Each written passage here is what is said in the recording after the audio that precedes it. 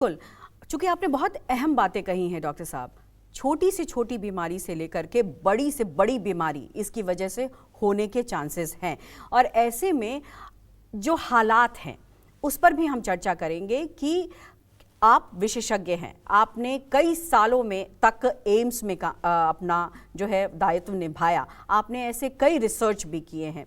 ये जो समस्या है ये आप कब से फील करें, क्योंकि आप भी काफ़ी लंबे समय से दिल्ली में रहे हैं, ये आप कब से ये समस्या देख रहे हैं और ऐसे में क्या बड़े कदम उठाए जाने चाहिए? सरकार जो है वो ग्रैप लागू तो कर रही है, लेकिन उस ग्रैप के लागू करने से भी स्थिति में कोई बड़ा परिवर्तन नहीं आ रहा है।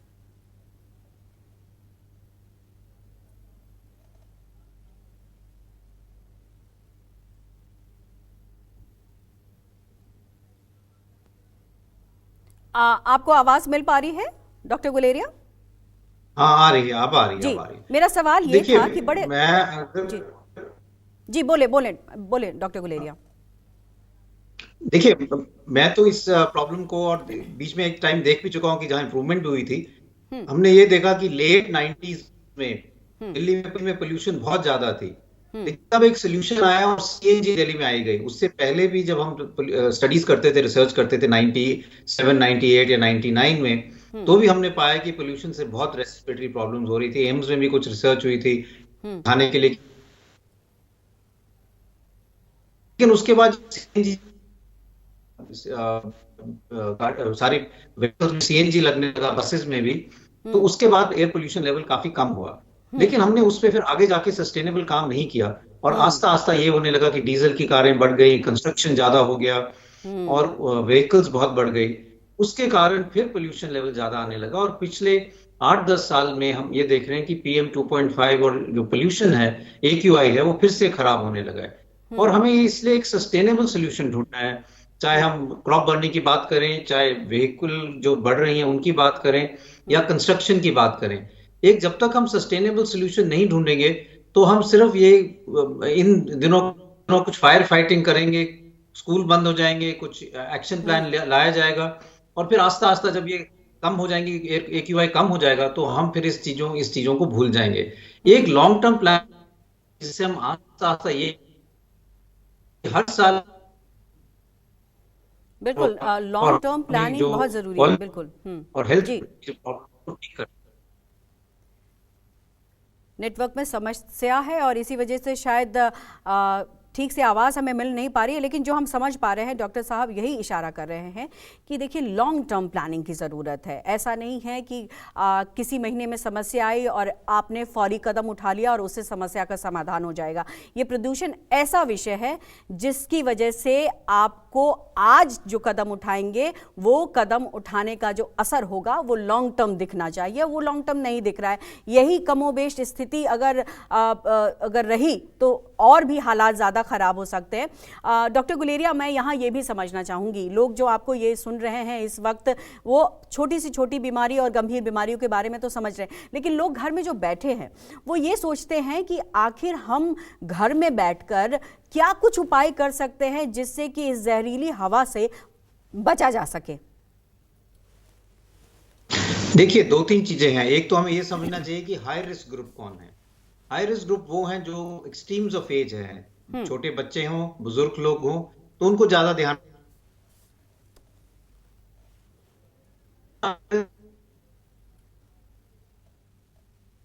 बिल्कुल, बिल्कुल आप जो कह रहे हैं कि छोटे बच्चे और जो बुजुर्ग हैं उनको ज़्यादा ध्यान देने की ज़रूरत है, क्योंकि वनरेबल एज है ये, और इस एज में जो होती है इम्यूनिटी काफ़ी सप्रेस रहती है, और ऐसे में जब इम्यूनिटी कमज़ोर हो तो इस तरीके की जो स्थिति जब पैदा होती है तो बीमारी जो है वो बहुत जल्दी घेर लेती है। और ऐसे में यही ज़रूरी है कि इन वर्गों को काफ़ी एक तरीके से कहें संभाल कर और सचेत करके रख सके।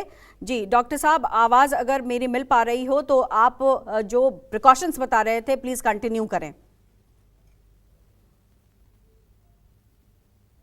हाँ, मैं ये कह रहा था कि इसके साथ साथ हमें जो इन लोगों को ध्यान रखने की जरूरत है। और अगर एक्यूआई इतना खराब है तो बाहर ना जाएं, के हम्म। अंदर रहें।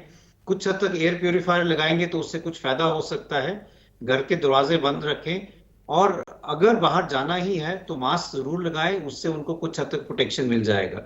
दूसरी चीज ये है कि अगर उनको सांस की तकलीफ बढ़ती है तो अपने डॉक्टर से जरूर संपर्क करें और इसके साथ थोड़ा सा अपनी दवाई बढ़ा दें जिससे उनको एकदम इमरजेंसी में आने की जरूरत ना पड़े।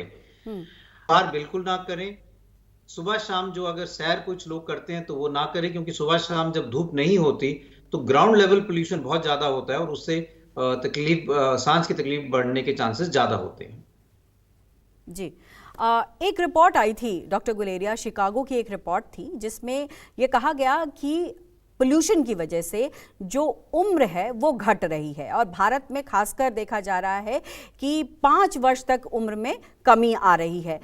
तो क्या हम ये कह सकते हैं कि प्रदूषण जो है वो न सिर्फ बीमारी दे रहा है बल्कि आपके जीवन का जो एक स्पैन ऑफ लाइफ जिसको हम कहते हैं उसको भी कम कर रहा है?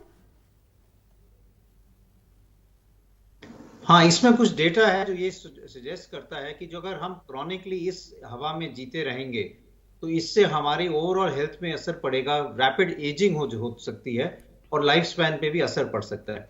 हम ये समझ सकते हैं कि ये ऐसी कि हम रोज almost half packet of cigarette पी रहे हैं और इसके कारण हमारे, क्योंकि जिस टाइप का हम सांस ले रहे हैं it is equivalent to smoking half a packet of cigarettes. और अगर हम बात करें जो डेटा आता है एयर पोल्यूशन का, एयर पोल्यूशन से जो रेस्पिरेटरी प्रॉब्लम्स हैं, हार्ट की प्रॉब्लम्स हैं, they are more causing more problem than even cigarette smoking. तो आज के डेटा से ऐसा आता है कि air pollution is a bigger threat than tobacco use. हम सिगरेट स्मोकिंग के बारे में इतनी एडवर्टाइजमेंट्स करते हैं, इतना स्टेप्स लेते हैं, लेकिन अब जो डेटा आ रहा है वो ये शो करता है कि air pollution is causing more problem than even cigarettes और बीड़ी स्मोकिंग। जी। एक चीज़ और भी समझना चाहूँगी कि दिल्ली में 17% लोगों को डायबिटीज़ है, एक आंकड़ा ये कहता है। और एक जो अभी स्टडी भी आई है एम्स की कि डायबिटीज़ के जो मरीज़ हैं प्रदूषण की वजह से उनमें इन्फ्लेमेशन काफ़ी ज़्यादा बढ़ गया है और जो प्री डायबिटिक हैं वो डायबिटीज़ में तब्दील हो रहे हैं। तो क्या प्रदूषण जो है अंडरलाइन जो किसी को डिजीज़ है, चाहे वो डायबिटीज़ हो, चाहे वो हाइपरटेंशन हो, एंजाइटी हो, ये भी प्रभावित करता है प्रदूषण?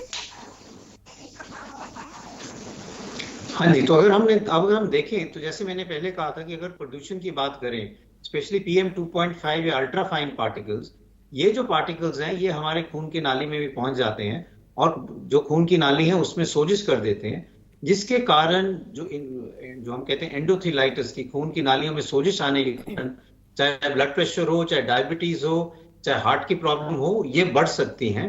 और इसलिए अगर हम ये देखें तो air pollution causes systemic effects, मतलब सारे बॉडी के ऑर्गन को असर कर सकता है।